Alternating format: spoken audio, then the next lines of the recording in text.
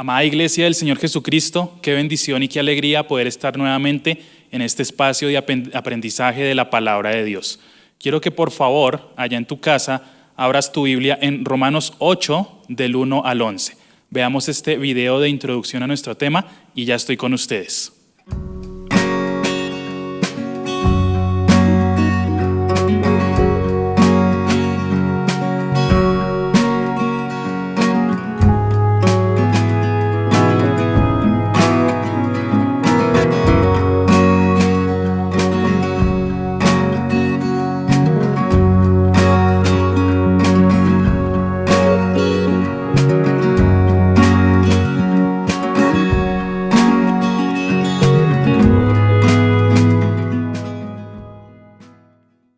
Dice la palabra de Dios en Romanos capítulo 8, versículos 1 al 11, acompáñame allá con la lectura, dice: Ahora pues, ninguna condenación hay para los que están en Cristo Jesús, los que no andan conforme a la carne, sino conforme al Espíritu. Porque la ley del Espíritu de vida en Cristo Jesús me ha librado de la ley del pecado y de la muerte. Porque lo que era imposible para la ley, por cuanto era débil por la carne, Dios, enviando a su Hijo en semejanza de carne de pecado y a causa del pecado, condenó el pecado en la carne, para que la justicia de la ley se cumpliese en nosotros, que no andamos conforme a la carne, sino conforme al Espíritu. Porque los que son de la carne piensan en las cosas de la carne, pero los que son del Espíritu en las cosas del Espíritu. Porque el ocuparse de la carne es muerte, pero el ocuparse del Espíritu es vida y paz. Por cuanto los designios de la carne son enemistad contra Dios, porque no se sujetan a la ley de Dios, ni tampoco pueden. Y los que viven según la carne no pueden agradar a Dios. Mas vosotros no vivís según la carne, sino según el Espíritu, si es que el Espíritu de Dios mora en vosotros. Y si alguno no tiene el Espíritu de Cristo, no es de él. Pero si Cristo está en vosotros, el cuerpo en verdad está muerto a causa del pecado, mas el Espíritu vive a causa de la justicia. Y si el Espíritu de aquel que levantó a Jesús de los muertos mora en vosotros, el que levantó de los muertos a Cristo Jesús vivificará también vuestros cuerpos mortales por su Espíritu que mora en vosotros. Quiero que inclinemos nuestro rostro y entreguemos esta palabra al Señor. Padre Santo, amado Dios, gracias Señor por la oportunidad que nos das nuevamente de podernos acercar a tu preciosa palabra, Señor. Yo te pido, Señor Jesús, que seas tú hablando a cada uno de nosotros, Señor, exhortándonos si es el caso y siempre, Señor, guiándonos a toda verdad por medio de tu santa palabra. Te pido que hables a cada uno de mis hermanos lo que tengas que hablarle. Te pido, por favor, que seas tú usándome, Señor. Yo me hago a un lado para que el poder de tu Espíritu Santo por medio de la maravillosa palabra de Dios sea evidente en este lugar, Señor, y que lo que se hable aquí sea para salvación y arrepentimiento de quien lo necesite, en el nombre de Cristo Jesús. Amén y amén. Mis amados hermanos, hace un tiempo el Señor me permitió hacer una pregunta en un espacio como este. ¿Conoces realmente el Evangelio? Hace un tiempo hablábamos de lo que es verdaderamente el Evangelio. Y creo que a la luz de la palabra de Dios dejamos claros algunos aspectos básicos de lo que es el Evangelio. Pero hoy también el Señor ha puesto una pregunta a cada uno de nosotros. Una pregunta que puede llegar a sonar muy sencillo, pero tiene también su alto grado, incluso teológico. ¿Estás seguro de tu salvación? Es el título y la pregunta con que el Señor viene en esta mañana, en este día a nosotros. El Señor Jesús le interesa tanto que conozcamos realmente el Evangelio como que lo pongamos en práctica y que tengamos esa seguridad de salvación que debe tener un verdadero creyente.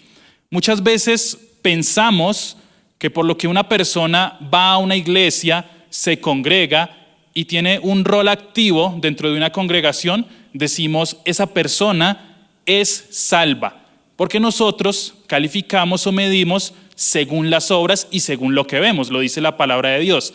Pero el Señor Jesús, que escudriña los corazones y sabe las intenciones que tenemos, es quien realmente decide si una persona es salva, o más que decidirlo, lo sabe y el Espíritu mismo da testimonio de que hay salvación en esa vida.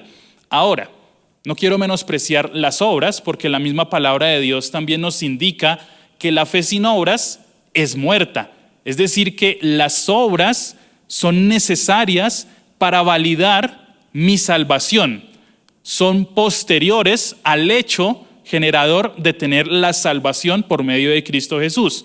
No son previas, es decir, yo no hago obras y luego obtengo la salvación, porque si no estaríamos hablando de que la salvación se obtiene a partir de las obras, y es completamente lo contrario. Es las obras la evidencia de nuestra salvación. Este tema de si la salvación se pierde o no se pierde ha sido discutido durante siglos. Si analizamos un poco la historia de la iglesia, viene desde muchos siglos atrás. Pero más allá, en esta noche de decidir si se pierde o no se pierde, quiero que analicemos realmente si se tiene o no se tiene, porque tú y yo no podemos perder algo que no tenemos. Necesitamos tener una seguridad de salvación como creyentes y como hijos de Dios, porque en la medida que tú y yo estemos seguros de la salvación que tenemos por medio de Cristo Jesús, vamos a poder ser más efectivos en nuestra predicación del Evangelio y vamos a ser más efectivos en nuestra vida práctica de cristianismo. Porque si no se tiene una seguridad de salvación, simplemente vamos a estar cada 8 días arrepintiéndonos del mismo pecado.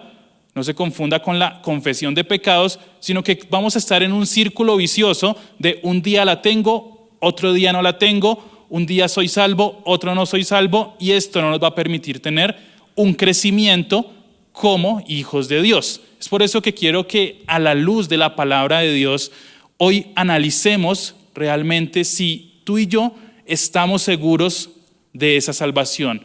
¿Estás seguro de tu salvación?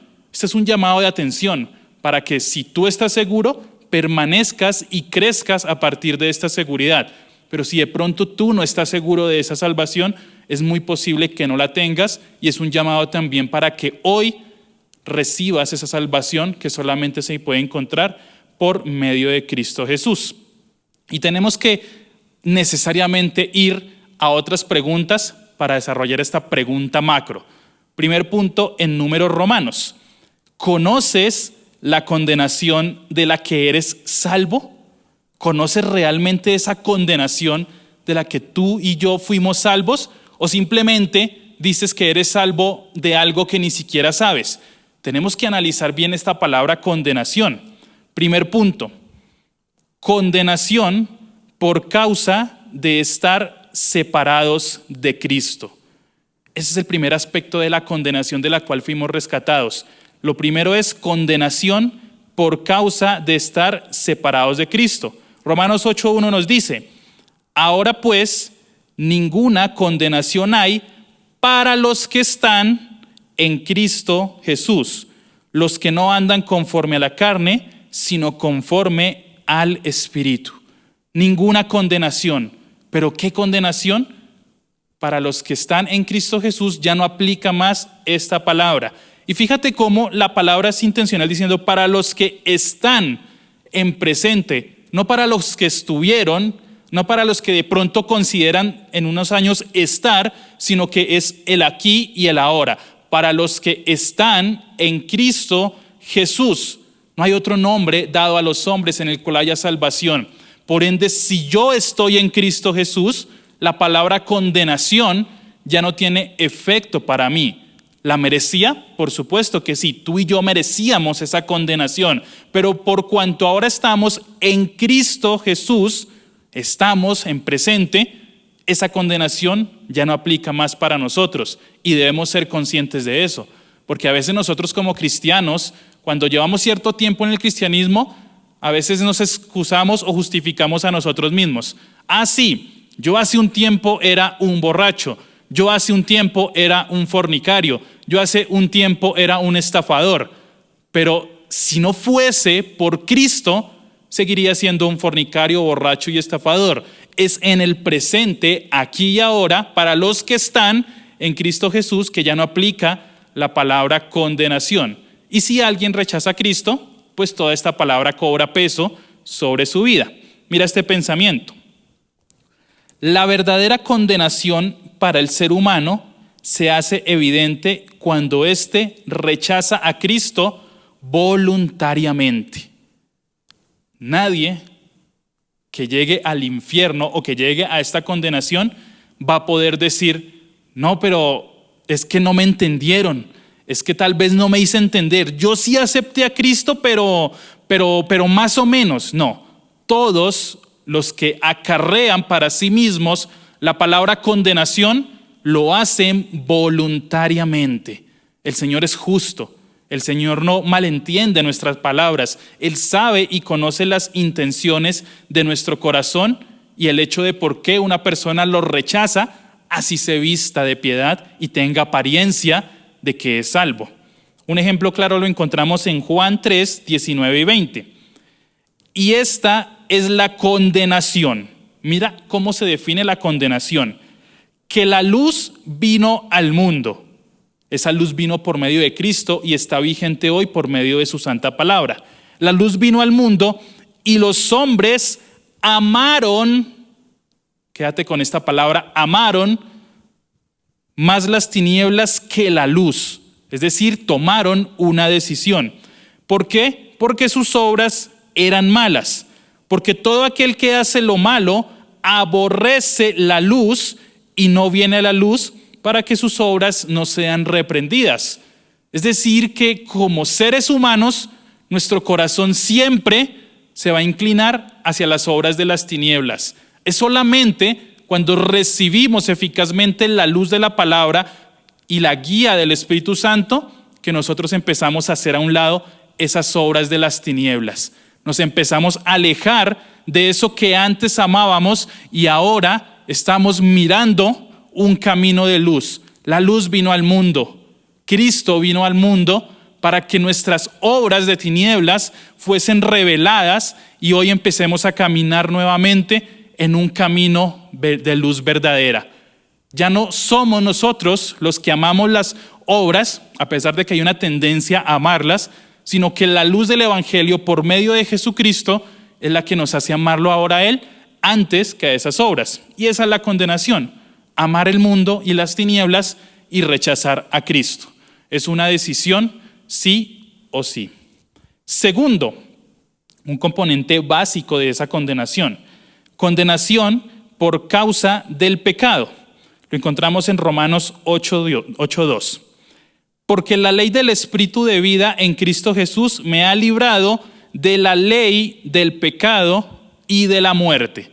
Quiero que entendamos estas palabras como enlazadas, pecado y muerte. Hay una ley del pecado y de la muerte que me ha sido heredada, que está en mis miembros y se manifiesta en donde quiera que vayamos. Algo importante que tenemos que tener con relación al pecado, algo a tener en cuenta. Lo primero es mi naturaleza pecaminosa, donde todos los seres humanos nacen con una naturaleza pecaminosa heredada desde Adán. El segundo aspecto que debemos tener con relación al pecado es que tú y yo nos movemos en un ambiente pecaminoso. Tal vez aquí en la iglesia todos seamos muy santos, todos hablemos con salmos, con cánticos espirituales, pero cuando salimos a la calle nos enfrentamos a gente que es grosera, a gente que es estafadora, a personas que odian, personas que tal vez tienen en sus corazones maldad, porque hay un ambiente pecaminoso. Y lo tercero que tenemos que tener en cuenta con el pecado es la responsabilidad de pecado. Ese pecado personal que cometemos tú y yo, que en algún momento lo manifestamos y por el cual somos responsables de esa condenación. Tenemos una naturaleza pecaminosa, nos movemos en un ambiente pecaminoso y en algún momento vamos a manifestar y ser responsables de ese pecado. Haz de cuenta que yo tengo un barril de pólvora. La naturaleza de ese barril es que es un barril de pólvora y lo pongo en una fábrica de velas y de fuegos artificiales, es decir, un ambiente totalmente explosivo. ¿Cuál es el resultado natural? Que en algún momento, por un descuido o voluntariamente, ese barril de pólvora explote. Ahí nace la responsabilidad de pecado. Mira este pensamiento. Desde el momento de la caída de Adán, todos los seres humanos nacemos con una naturaleza pecaminosa y en determinado momento somos responsables de pecado. Si tú le preguntas o analizas la conducta de los jóvenes y de los niños en los años 20, en los años 30, donde no había tanto acceso a la información, un niño o un joven a los 12, 13 años era sumamente inocente. No tenía, por decirlo así, muchas cosas, algunos, de que arrepentirse, que digamos, no, este ya está muy dañado, muy corrompido. Pero hoy en día, si tú analizas, debido al internet, la información, las redes sociales, un niño a los 5, 6 años ya tiene mucha información que lo va a llevar a acelerar este proceso de ser responsable de pecado. Ahora, como te digo, Dios es el que conoce y escudriña los corazones y sabe hasta qué punto una persona es responsable de pecado. Pero es evidente que hoy en día el mundo quiere acelerar este proceso. Por eso ofrece tantas plataformas digitales de pornografía, ofrece tanto entretenimiento que lleva a los jóvenes y a la niñez a acelerar este proceso y cada vez contaminarse más con ese ambiente pecaminoso al que son expuestos por la pantalla de un celular o de un televisor. Mira cómo inició este proceso. Romanos 5:12. Por tanto, como el pecado entró en el mundo por un hombre, es decir, Adán, y por el pecado la muerte, así la muerte pasó a todos los hombres por cuanto todos pecaron. Si tú eres descendiente de Adán, estás contaminado con una naturaleza pecaminosa. Y lo afirma David, Salmo 51, 3 al 5. Porque yo reconozco mis rebeliones y mi pecado está siempre delante de mí. Contra ti solo he pecado y he hecho lo malo delante de tus ojos para que seas reconocido justo en tu palabra. Es decir, la palabra no miente. Si la palabra dice que en mí hay pecado, es porque es así. No nos engaña. Porque para que seas reconocido justo en tu palabra y tenido por puro en tu juicio. He aquí, en maldad he sido formado, naturaleza pecaminosa, y en pecado me concibió mi madre. Es decir, es inexorable, una ley inexorable con la que nacemos es con ese pecado heredado generación tras generación. Algo importante que debemos tener pendientes también con relación al pecado es que sí o sí vamos a tener la tendencia a pecar.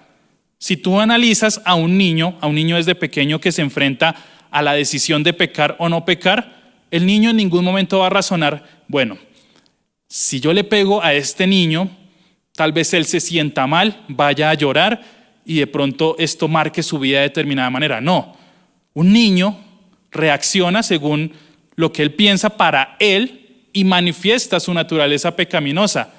Tal vez cuando nosotros crecemos adquirimos cierta conciencia de pronto de no hacerle daño al otro, pero verdad que muchas veces no nos importa hacerle daño a una persona si esto trae un bienestar para nosotros, incluso siendo cristianos y habiendo nacido de nuevo, porque hay una tendencia en nosotros a procurar siempre el bien a nuestro favor. Si es un negocio, si es un trabajo, si es una relación, si es cualquier cosa, siempre nuestra naturaleza está ahí para recordarnos que queremos ser egoístas, que queremos ser envidiosos.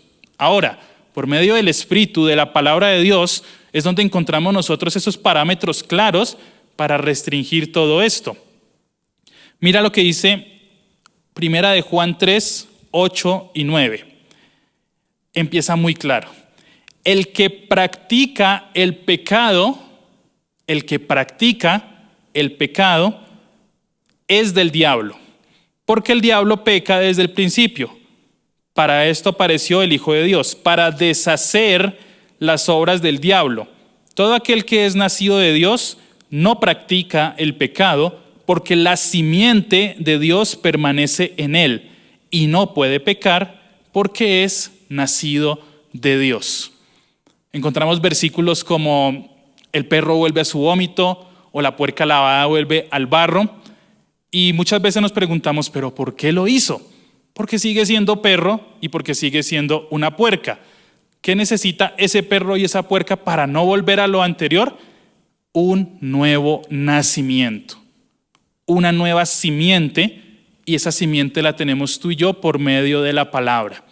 Hace mucho tiempo no existía el concepto de átomo, hasta que se pusieron a buscar y encontraron que hay moléculas imperceptibles al ojo humano y descubrieron un átomo, y que eso conforma todo lo que entendemos como materia.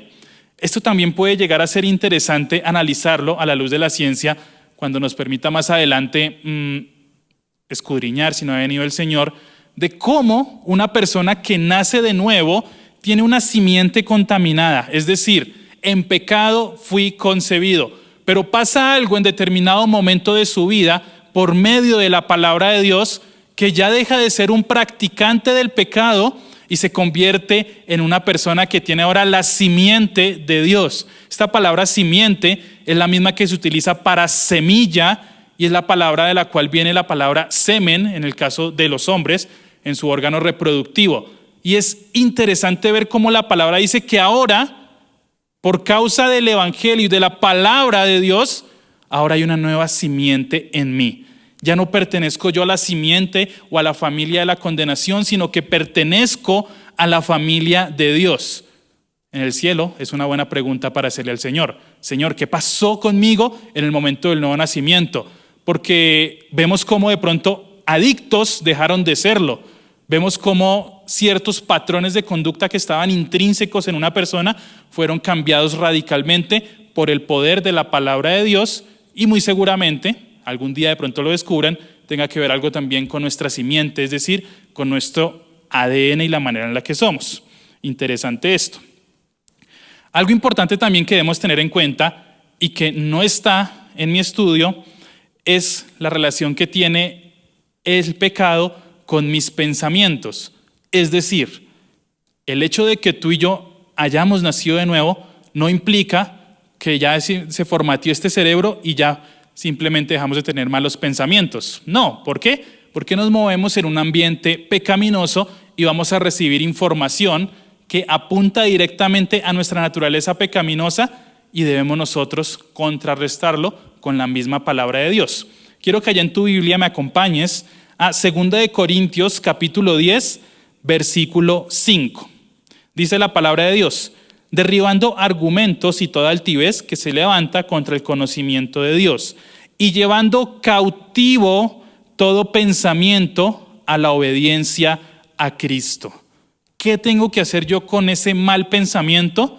Decir, ay, tan bueno que la pasábamos, tan chévere que organizábamos esas fiestas, y almacenarlo y deleitarme en él. No, llevarlo cautivo a la obediencia a Cristo. ¿Y dónde está la obediencia a Cristo? En la palabra de Dios. Quiere decir que si yo no conozco la palabra, no la tengo en mi mente, pues no voy a poder llevar cautivo absolutamente nada, porque en mi mente solamente está la trampa, el engaño, el deleite, el placer, y no hay palabra de Dios. Aprender, memorizar versículos, estudiar un discipulado, un instituto bíblico, va a ayudarme a que cuando llegue ese mal pensamiento, yo tenga las herramientas para llevarlo cautivo a la obediencia a Cristo manifestada en su palabra. Tercer punto: condenación por causa de la ley. Romanos 8, 3 y 4 nos dice: porque lo que era imposible para la ley, por cuanto era débil por la carne, Dios, enviando a su Hijo en semejanza de carne de pecado, y a causa del pecado, condenó al pecado en la carne, para que la justicia de la ley se cumpliese en nosotros, que no andamos conforme a la carne, sino conforme al Espíritu. Y quiero que analicemos esta expresión que está en el versículo 3, que dice, en semejanza de carne de pecado. Dios envió a su Hijo en semejanza de carne de pecado, no porque fuese un pecador, sino porque parecía y tenía apariencia de un hombre normal, común y corriente. Esto derriba completamente el gnosticismo que dice que Cristo vino pero solamente en espíritu. Él vino en semejanza de carne, es decir, era un ser humano, caminaba como un ser humano, comía como un ser humano, tenía reacciones de ser humano, necesidades de un ser humano. Es decir, hay semejanza de carne de pecado, pero no tenía pecado. Era completamente imposible que el autor de nuestra salvación se diese 1 miligramo ante el pecado, pero tenía una apariencia como tú o como yo para enseñarnos cómo vivir en esta tierra. Mira este pensamiento. Es por medio de la ley que el ser humano hace eficaz y visible su naturaleza pecaminosa y su responsabilidad de pecado. Yo no sabía lo que era pecado hasta que consulté la ley. Pero la ley puesta en mí, en la eternidad por Dios, me llevaba a tener unos parámetros en cuanto al pecado. Hay gente que no tiene nada que ver con la palabra de Dios. Hay gente que la niega, la rechaza, la repudia, pero sin embargo tiene ciertos parámetros morales. Si tú tienes un profesor ateo en tu universidad o si tienes un vecino ateo y te enteras de que ese vecino ateo lo engañó su esposa, pues él simplemente va a reaccionar según sus parámetros morales. Es decir, ante sus ojos va a estar mal. Así rechace la Biblia y rechace la palabra de Dios. ¿Por qué? Porque Dios ha puesto esa ley en nosotros y que por medio de la ley dada a Moisés es donde entendemos nuestra naturaleza y tendencia pecaminosa. Romanos 7, del 7 al 12 nos dice, ¿qué diremos pues? ¿La ley es pecado? En ninguna manera. Pero yo no conocí el pecado sino por la ley. Tú y yo tenemos una ventaja. Sabemos exactamente lo que le desagrada a Dios y sin embargo a veces lo seguimos haciendo. Porque tampoco conociera la codicia si la ley no dijera, no codiciarás. Mas el pecado, tomando ocasión para el mandamiento, produjo en mí toda codicia, porque sin la ley el pecado está muerto, y yo sin la ley vivía en un tiempo. Pero venido el mandamiento, el pecado revivió y yo morí. Es decir, se hizo evidente. Versículo 10. Y hallé que el mismo mandamiento que era para vida, a mí me resultó para muerte. Porque el pecado, tomando ocasión por el mandamiento, me engañó a causa de mi naturaleza pecaminosa y por él me mató, produjo muerte. De manera que la ley a la verdad es santa y el mandamiento es santo, justo y bueno. La ley no tiene la culpa de mi pecado. Soy yo que soy consciente de mi pecado a partir de la ley. Y entiendo que el pecado está enlazado con la muerte. Romanos 6:23 nos dice esto. Porque la paga del pecado es muerte, mas la dádiva de Dios es vida eterna en Cristo Jesús, Señor nuestro. Es irrefutable y evidente que en nosotros hay una ley que nos lleva a muerte, pero también que aquí en la palabra de Dios entendemos la ley de vida, la ley del Espíritu, que nos trae vida eterna. Acompáñame por favor en tu Biblia, en Gálatas 6, versículos 7 y 8. Esto resume lo que hemos estado hablando. Dice, no os engañéis, Dios no puede ser burlado, pues todo lo que el hombre sembrare, eso también segará. Porque el que siembra para su carne, de la carne segará corrupción, es decir, esa muerte. Mas el que siembra para el Espíritu, del Espíritu segará la vida eterna. Y volvemos nuevamente a lo mismo. Solamente hay dos caminos. O soy una persona que vive conforme al Espíritu y que cosecha para las obras del Espíritu, o hago parte de los que viven conforme la carne y cosechan para las obras de la carne. Con este simple razonamiento de si estoy acá o estoy acá, puedo empezar a responder la pregunta, ¿estás seguro de tu salvación? O sea, si yo estoy en los que cosechan para el Espíritu o en los que cosechan para la carne, creo que ya me voy haciendo una idea y si puedo o no estar seguro de mi salvación. Ahora, vamos al punto central. Segundo, en números romanos. ¿Conoces cómo vive una persona realmente salva? Porque yo puedo entender si una persona es salva a partir de sus obras. No el 100% de las veces, porque Satanás también se disfraza de ángel de luz, pero sí puedo hacer una noción de si esa persona conoce el evangelio y puede llegar a estar segura de su salvación. Primer punto, una persona realmente salva lo valida con sus pensamientos. Romanos 8:5 nos dice, Porque los que son de la carne piensan en las cosas de la carne, pero los que son del Espíritu en las cosas del Espíritu. Nuevamente nos ponemos en un lado A o en un lado B. ¿Pienso las cosas de la carne? ¿Soy carnal? ¿O pienso las cosas del Espíritu? Es decir, soy espiritual. Para determinar esto, pues necesariamente tengo que acudir a la palabra de Dios, porque incluso con nuestros pensamientos podemos nosotros a llegar a engañarnos, decir, no, pero yo considero, según mi razonamiento, que esto está bien. Mira este pensamiento. Un corazón que no ha nacido de nuevo se mantiene en pensamientos pecaminosos porque el Espíritu no habita en él. Y si el Espíritu no habita en una persona, es porque esa persona no ha sido sellada y no tiene ninguna garantía de su redención y de su salvación. Es decir, no es salvo. Por ende, una persona que no es salva, por más de que venga a una iglesia, no puede decir que perdió la salvación porque nunca la tuvo. Mateo 15, 19, 20 nos dice, porque del corazón salen los malos pensamientos, los homicidios, los adulterios, las fornicaciones, los hurtos, los falsos testimonios, las blasfemias, es decir, todo lo que éramos en otro tiempo. Estas cosas son las que contaminan al hombre, pero el comer con las manos sin lavar no contamina al hombre. Esto nace en el contexto de que los fariseos le decían al Señor Jesús, ¿por qué sus discípulos no se lavan las manos antes de comer? Y Él les responde de esta manera, el comer con las manos sucias te va a enfermar, porque para eso Dios también estableció normas sanitarias en Levítico y en Deuteronomio, pero no contamina tu cuerpo, lo que te contamina a ti es lo que sale de tu corazón, que es todo esto. Pero hay una solución, y tenía que sí o sí haber una solución dada por Dios, no por los hombres. Mira Ezequiel 36, 26 al 28, nos dice, os daré corazón nuevo y pondré espíritu nuevo dentro de vosotros y quitaré de vuestra carne el corazón de piedra y os daré un corazón de carne. Solamente Dios puede hacer esto. Y pondré dentro de vosotros mi espíritu y haré que andéis en mis estatutos y guardéis mis preceptos y los pongáis por obra. Habitaréis en la tierra que di a vuestros padres y vosotros me seréis por pueblo y yo seré a vosotros por Dios. Es una obra completamente de Dios.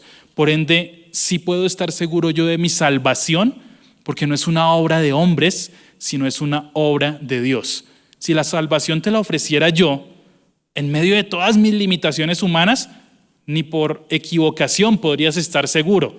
Pero si me la ofrece Dios, que está por encima de las eras y de los tiempos, sí puedo estar seguro. Segundo punto. Una persona realmente salva lo valida con sus obras. Entonces, pensamientos, ahora obras. Romanos 8, 6, 7 nos dice, porque el ocuparse de la carne es muerte, pero el ocuparse del espíritu es vida y paz. Por cuanto los designios de la carne son enemistad contra Dios, porque no se sujetan a la ley de Dios, ni tampoco pueden. Por más que quieran, no pueden. Cuando una persona quiere sujetarse en su carne a los designios de Dios, se llama religión. Y lo vemos mucho en el catolicismo. Subir Monserrate de rodillas, agarrarse a azotes ahorita en Semana Santa o hacer obras de hombres para buscar la gracia de Dios, no se puede, es imposible. La palabra ocuparse en este contexto viene del griego phronema, que implica una inclinación, intención y propósito. El ocuparse de la carne es porque yo tengo una inclinación, intención y un propósito manchado por una naturaleza pecaminosa. Es decir, lo voy a hacer sí o sí. Pero el ocuparse del espíritu también implica una inclinación, intención y propósito dada por el Espíritu Santo, quien ahora mora en mí y me lleva ahora a inclinarme a vivir una vida en el Espíritu. Entonces, grábate mucho esta palabra, phronema, inclinación, intención y propósito. ¿Y cuál es la voluntad de Dios? Veámoslo en 1 Tesalonicenses 4:3. Pues la voluntad de Dios es vuestra santificación, que os apartéis de fornicación. Entonces tomemos la parte A. Cuando tú le digas, Señor, ¿Cuál es tu voluntad para mi vida? Vuestra santificación. Por ende, Señor, si yo hago este negocio, si tomo este trabajo, si empiezo esta relación, si voy a este lugar, ¿eso va a contribuir a mi santificación? Si la respuesta es sí, la voluntad de Dios es que hagas eso.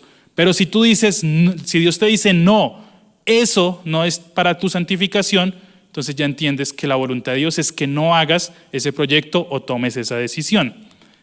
¿Por qué? Mira Gálatas 2, 20, 21. Con Cristo estoy juntamente crucificado, y ya no vivo yo, mas vive Cristo en mí. Y lo que ahora vivo en la carne, porque seguimos siendo carne, esta carne es nuestra vida natural, no las obras de la carne. Lo que ahora yo vivo en esta carne y en este cuerpo, lo vivo en la fe del Hijo de Dios, el cual me amó y se entregó a sí mismo por mí. No desechó la gracia de Dios, pues si por la ley fuese la justicia, entonces por demás murió Cristo. Acuérdate, la ley no me puede llevar a vivir en santidad. Es Cristo, por medio del Espíritu Santo, que ahora vive en mí y me lleva a vivir en santidad. Tercero, una persona realmente salva busca agradar a Dios en el Espíritu. Lo puede también hacer en sus obras, pero tiene que partir de buscar agradar a Dios en el Espíritu. Romanos 8, 9 nos dice: y los que viven según la carne no pueden agradar a Dios, mas vosotros no vivís según la carne, sino según el Espíritu. Y viene un cuestionamiento: si es que el Espíritu de Dios mora en vosotros. Y si alguno no tiene el Espíritu de Dios, no es de él. Si alguno no tiene el Espíritu de Dios, no puede perder la salvación porque no la tiene. Recuerda que no se puede perder lo que no se tiene. Mira este pensamiento. Hay un punto intermedio. No hay un punto intermedio, no lo hay. Si queremos agradar a Dios, vamos a ofender al mundo. Y de igual manera, si queremos agradar al mundo, seremos enemigos de Dios. No hay cosa como que, bueno, de lunes a viernes voy a tomar esta posición. Voy a agradar al mundo, pues porque mi trabajo, mis amigos, mi universidad y eso. Pero Señor, apenas empiece el sábado, si es el caso de un joven que tenga que ir a jóvenes o un estudiante de discipulado o instituto que tenga que ir a la iglesia, entonces ahí sí, sábado y domingo te prometo que voy a agradarte a ti y desagradar al mundo, porque pues ya el sábado no voy a ir a la fiesta. De pronto el viernes sí, porque acuérdate que es todavía viernes, pero el sábado ya no, y el domingo juicioso en la iglesia. Es más, llego antes de que empiece la oración de los 5 minutos. Te lo prometo, Señor. No se puede hacer esto. O se está con el mundo o se está con Dios. Santiago 4:4 nos dice: oh almas adúlteras, ¿no sabéis que la amistad del mundo es enemistad contra Dios? Cualquiera pues que quiera ser amigo del mundo se constituye enemigo de Dios. Y si tú analizas el poder de Dios, su ira, su majestad, te lo aseguro que si realmente eres consciente de esto, no vas a querer ser enemigo de Dios. Tercero y último, en Números Romanos. ¿Conoces el poder de Dios? Porque para estar seguro de tu salvación, necesitas entender con cuál poder te fue otorgada. ¿Conoces el poder de Dios? Primero, un poder que vive en nosotros. Romanos 8:10. Pero si Cristo está en vosotros, el cuerpo en verdad está muerto a causa del pecado. No podemos hacer nada con este cuerpo. Vamos a tener inclinación, nos va a dar pereza orar, no vamos a querer estudiar la Biblia porque estamos todavía en este cuerpo. Mas el Espíritu vive a causa de la justicia. Es decir, desde que yo nací de nuevo, hay una lucha. Mi carne y mi espíritu. Mi carne quiere hacer esto, pero el Espíritu me dice que haga esto y tiene que haber una lucha. Si no hay esa lucha, es porque estás muerto espiritualmente y el Espíritu de Dios no mora en ti. Y si el Espíritu de Dios no mora en ti, no eres salva. Y volvemos al mismo razonamiento. No se puede perder lo que no se tiene. Hay una lucha. Mira este pensamiento. El poder eficaz de Dios en nuestras vidas nos hace morir a diario al pecado. solo si Él realmente vive en nosotros. Y tiene que ser un poder eficaz para que ofrezca esta lucha interna. Romanos 12, 1, 2 nos dice: así que, hermanos, os ruego por las misericordias de Dios que presentéis, un acto voluntario, vuestros cuerpos en sacrificio vivo, santo, agradable a Dios, que es vuestro culto racional, nuestros pensamientos y nuestras obras.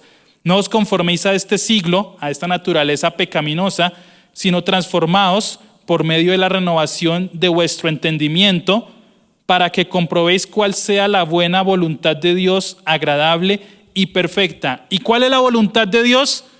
Tu santificación y mi santificación.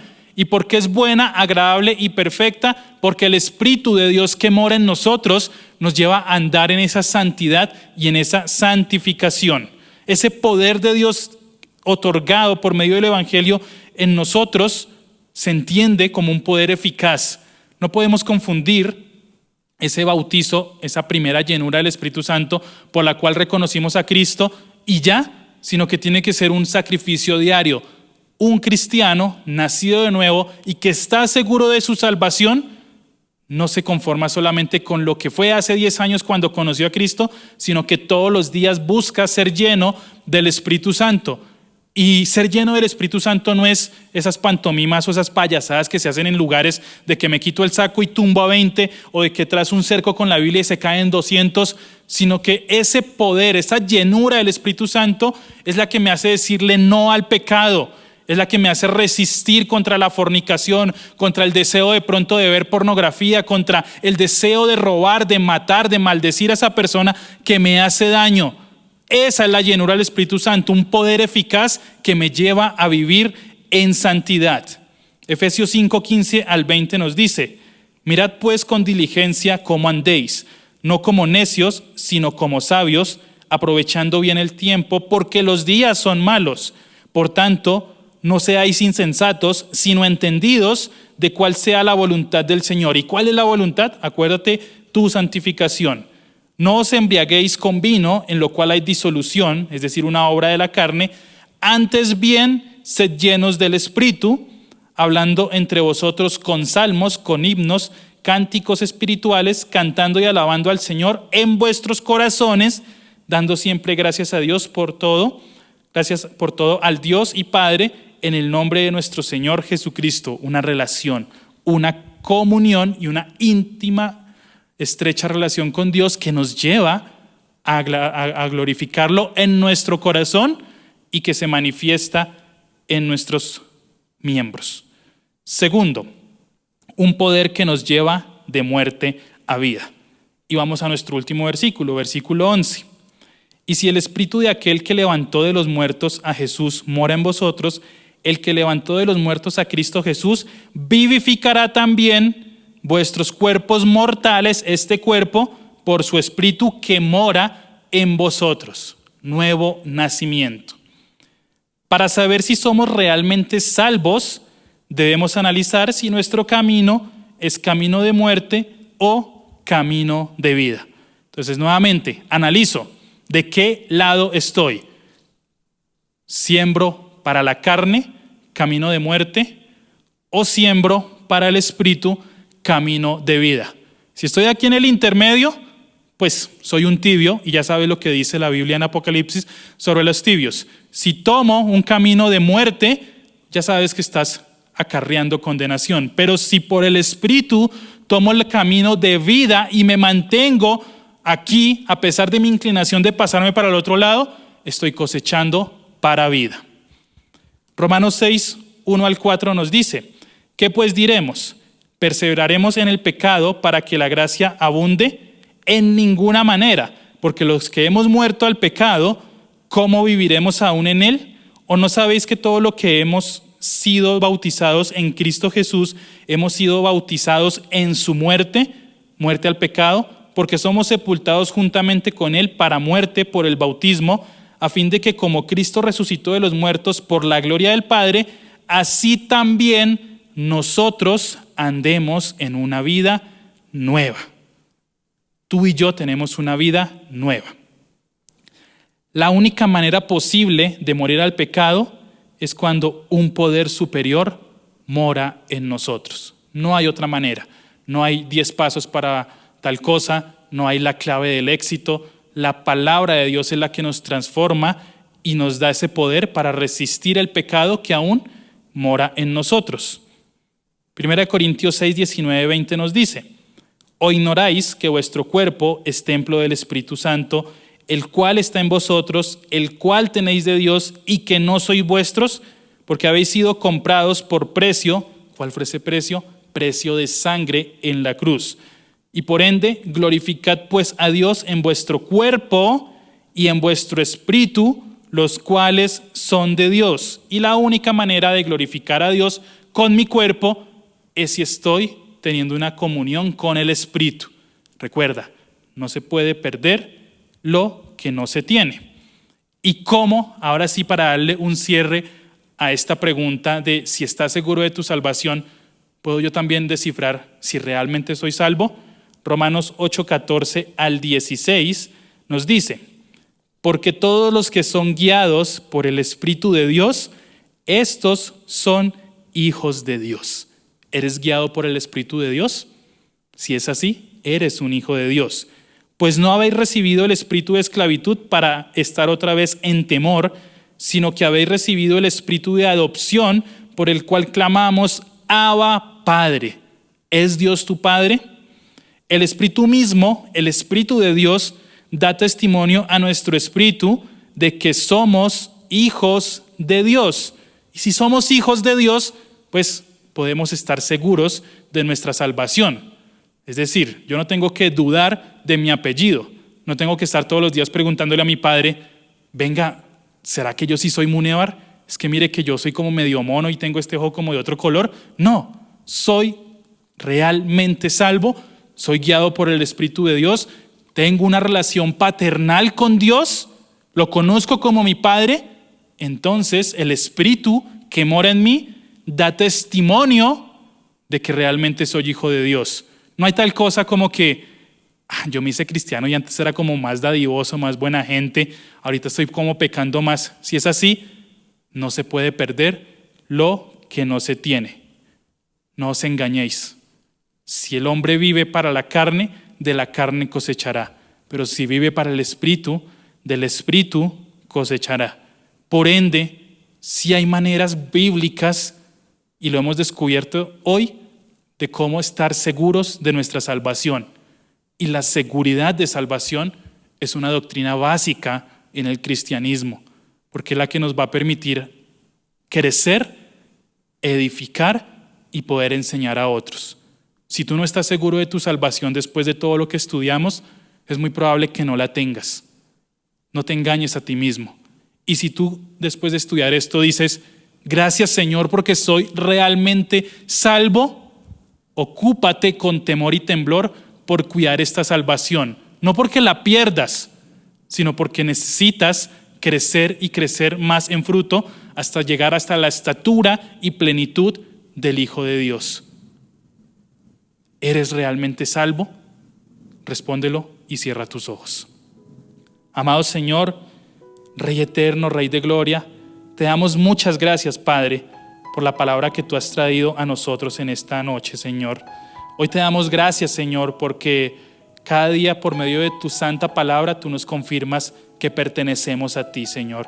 Pero yo quiero pedirte, Padre Santo, por aquellos que hoy descubrieron que no son salvos, por más de que de pronto llevan años en una iglesia, por más de que incluso de pronto sirvan en algún ministerio, Señor, trae salvación a estas vidas, Señor. Que por encima del oficio o del hacer esté nuestra relación y comunión contigo, Señor. Te pido, Señor, y te doy muchas gracias por aquellos hermanos fieles que hoy han validado que realmente son salvos, Señor. Te amamos, Señor Jesús, y te queremos pedir que siempre, Señor, nos permitas ir a tu palabra a diario para poder reforzar en nosotros, porque ya está completamente seguro de parte tuya, pero permítenos reforzar en nosotros a diario esa maravillosa salvación que nos ha sido dada por medio de Cristo Jesús. Gracias, Señor, por el regalo de la salvación. Gracias por permitírnoslo tener, disfrutarlo, porque en algún momento nos vamos a encontrar contigo, Padre eterno. Te damos honor y gloria a ti en el nombre de Cristo Jesús. Amén, amén. Dios los bendiga, mis amados hermanos, y recuerden siempre estar seguros de su salvación. Muchas bendiciones.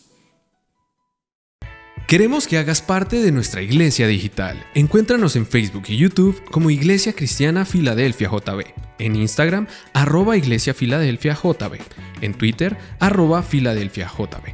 No olvides visitar nuestra página web www.iglesiafiladelfiajb.com y nuestra aplicación móvil Filadelfia JB App.